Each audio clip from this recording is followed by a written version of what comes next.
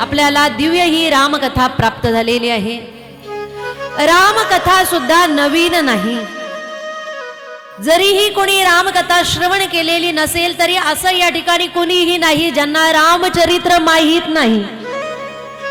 आहे का कोणी या ठिकाणी की ज्यांना रामकथा माहीत नाही? सगळ्यांना माहीत आहे। असं कोणीही नाही की आपल्याला रामकथा माहीत नाही। याचं एक कारण असं आहे की टीव्हीच्या माध्यमातून आपण संपूर्ण रामकथा श्रवण केलेली आहे आणि डोळ्यांनी पाहिलेली सुद्धा आहे।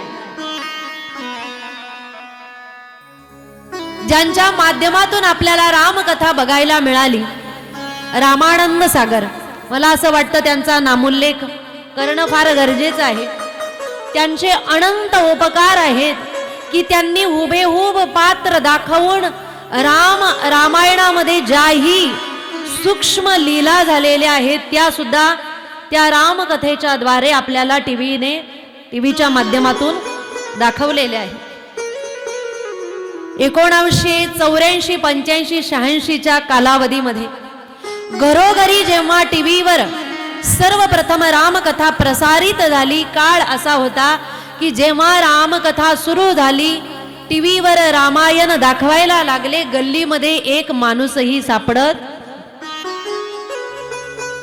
आणि तेच चित्र दुसऱ्यांदा बघायला मिळालं जेव्हा लॉकडाऊन झालं। आपण सगळेजण घरामध्ये कैद झालो। त्यावेळेस घरामध्ये कैद झाल्यानंतर शासनानेही विचार केला की यांना घरामध्येच ठेवण्यासाठी रामकथेसारखा दुसरा उपाय।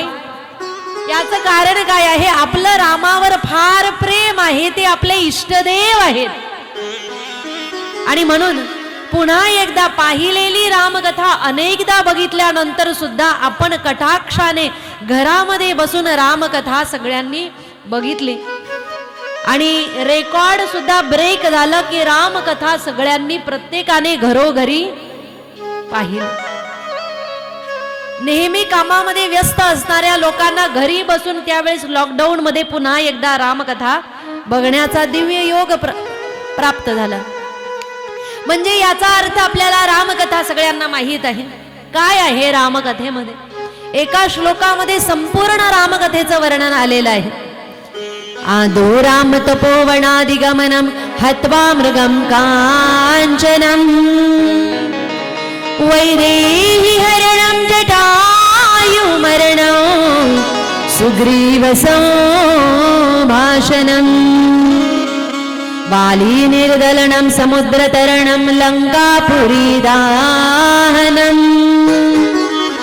पश्चात् रावण कुंभकर्ण हननम एतद्धि रामायणम।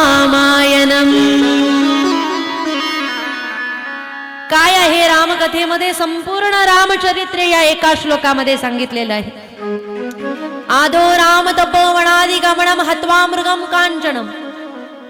सोन्याचं मृग पकडण्यासाठी गेलेले राम, हत्वा मृगम कांचनम, त्याचा वध केला आणि पुढे काय झालेलं आहे? वैदेही हरणम जटायुमरणम सुग्रीव संभाषणम। वैदेही सीताजींचं हरण झालं, सुग्रीवजींची भेट झाली। पुढे काय झालेलं आहे?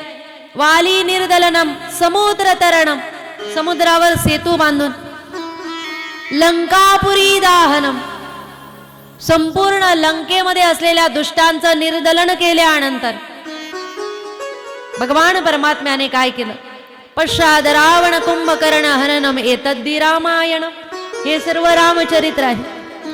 मग आपल्याला हे संपूर्ण रामचरित्र रामकथा माहीत आहे तरी देखील आपण आता रामकथा का श्रवण करत आहोत?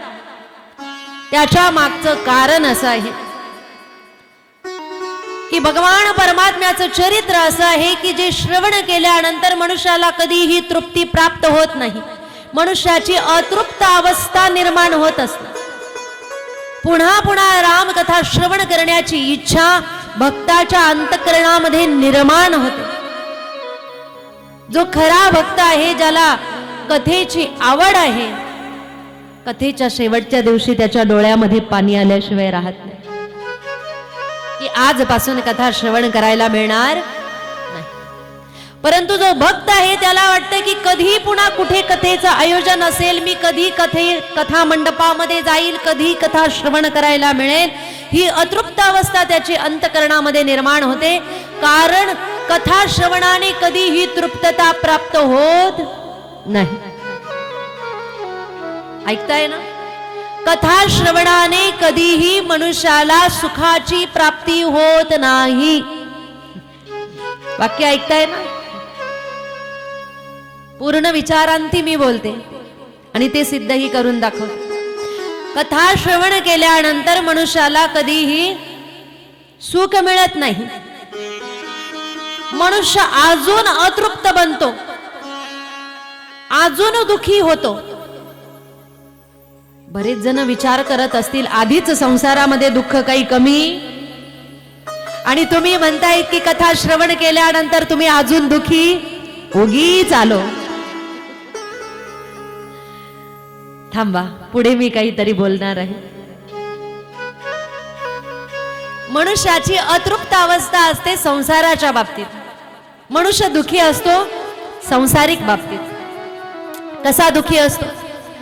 एखादी आवडतीची व्यक्ती भेटली नाही की मनुष्य दुखी असतो. आपली इच्छा पूर्ण झाली नाही की मनुष्य दुखी असतो.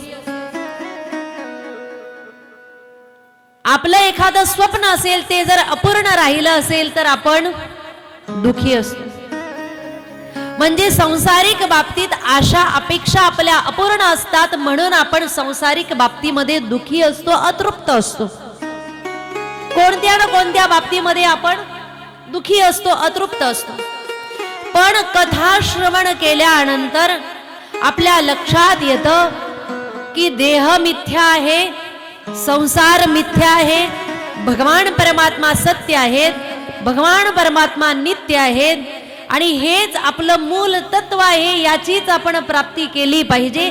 याचं जेव्हा ज्ञान मनुष्याला होतंय त्यावेळेस संपूर्ण संसाराचं मिथ्यात्व लक्षात आल्यानंतर संसाराच्या बाबतीतलं दुःख, संसाराच्या बाबतीतली अतृप्त अवस्था समाप्त होते.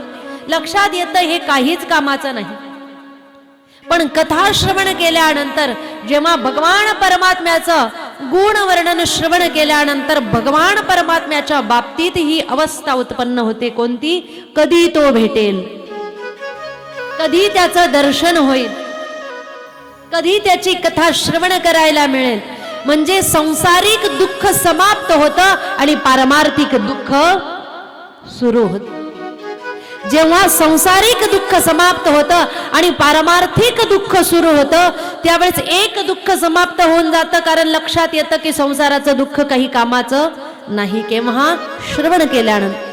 पण पारमार्थिक दुःख जेव्हा सुरू होतं, पारमार्थिक अतृप्त अवस्था जेव्हा सुरू होते, संत महात्मे सांगतात अशी अवस्था निर्माण होणं हेच खरं कथेचं फल आहे. आणि अशा पद्धतीची अवस्था निर्माण होण्यासाठीच आपण कथा श्रवण करत आहोत. अतृप्त अवस्था, पारमार्थिक बाबतीत अतृप्त अवस्था निर्माण होण्यासाठी आपण कथा श्रवण करत आहोत. अशीच अवस्था गवळणींची सुद्धा होती. कधी तो दिसेल, कधी तो भेटेल. सकाळी पाहिलं तरी संध्याकाळी सुद्धा दिसला पाहिजे, संध्याकाळी बघितला तरी रात्री सुद्धा दिसला पाहिजे.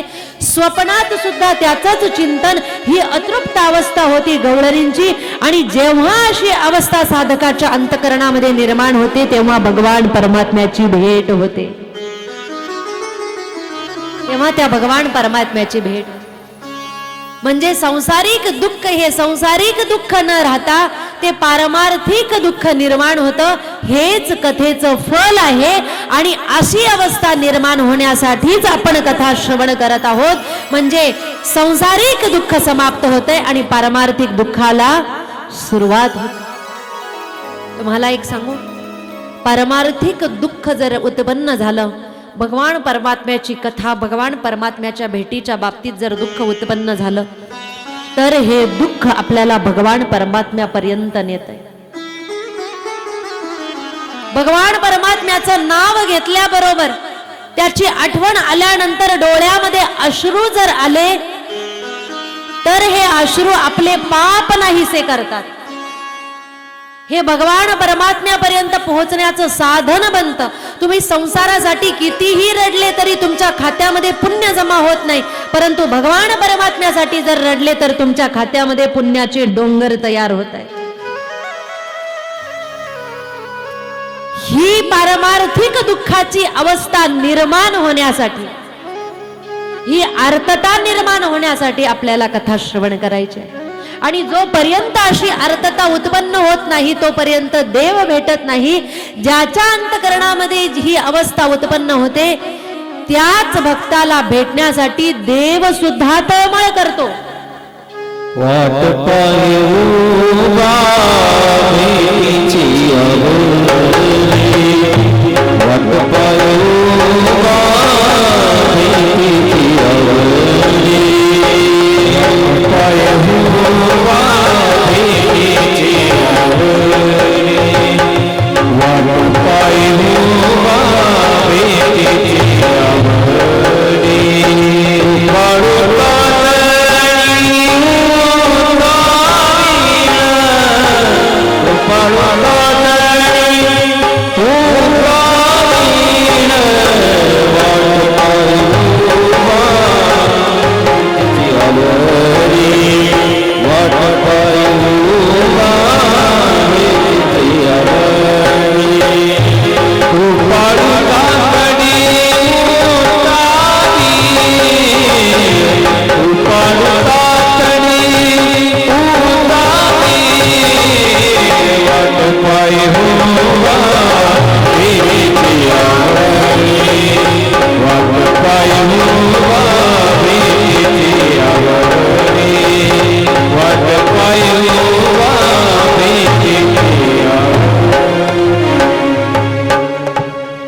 भगवान परमात्म्याला सुद्धा वाटतंय की असा भक्त मला भेटला पाहिजे. वाट पाहे उभा भेटीची आवडी, कृपाळू तातडी उतावी.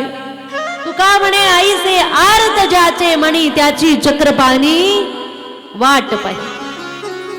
असा आर्त ज्याच्या अंतकरणामध्ये उत्पन्न होतं, भगवान परमात्मा सुद्धा त्याची वाट बघत असतो. एक वाट आपण सर्व भारतीय बघत होतो आणि आपलं जे भगवान परमात्मा कधी विराजमान होतील स्वस्थानावर, ही वाट बघता बघता अनेक वर्ष गेले. अनेकांनी बलिदान दिलं आणि त्याच्यानंतर कुठे जे स्वप्न आपण बघत होतो ते स्वप्न या वर्षी आणि 2 दिवसापूर्वी पूर्ण झालेलं आहे. राम प्रभू अयोध्या धामामध्ये ज्या ठिकाणी ज्यांचा जन्म झाला त्या स्वस्थानावर स्थित झालेले